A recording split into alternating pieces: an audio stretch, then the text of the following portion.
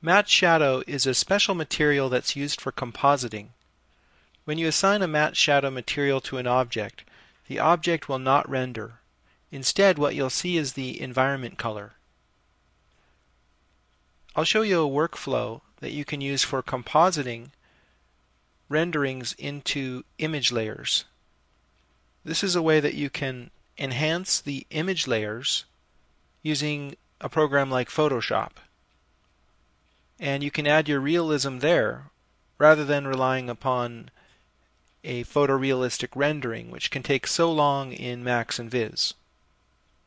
I've actually written a book on this subject called Enhancing CAD Drawings with Photoshop, and I have a video course called Photoshop for Architects that goes into depth into these techniques. Open the Material Editor and assign a matte shadow material into one of the slots. Notice that the preview image is completely black. Now, we have to think kind of in reverse when we use this material. Let's say that we want to make a rendering just of this box, but we want to hide all the other objects. Well, your first thought might be just to hide unselected and make a rendering.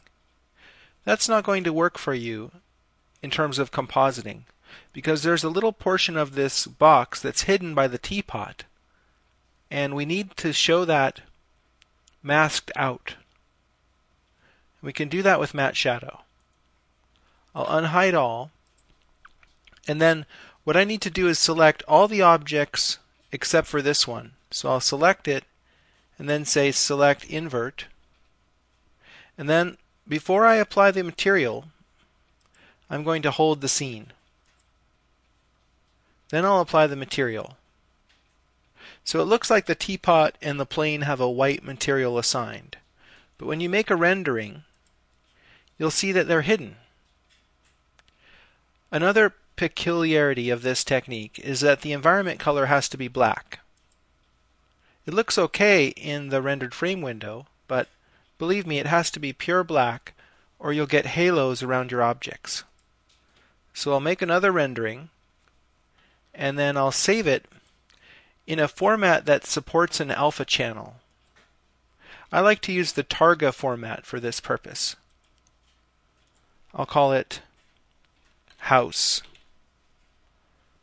and save, and make sure that alpha split is selected and everything else is fine. Okay, that's object number one.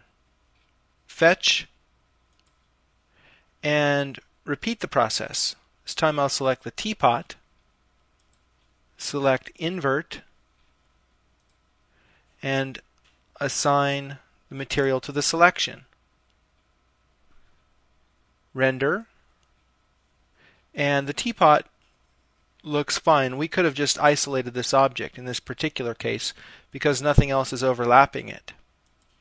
I'll save this as teapot Targa.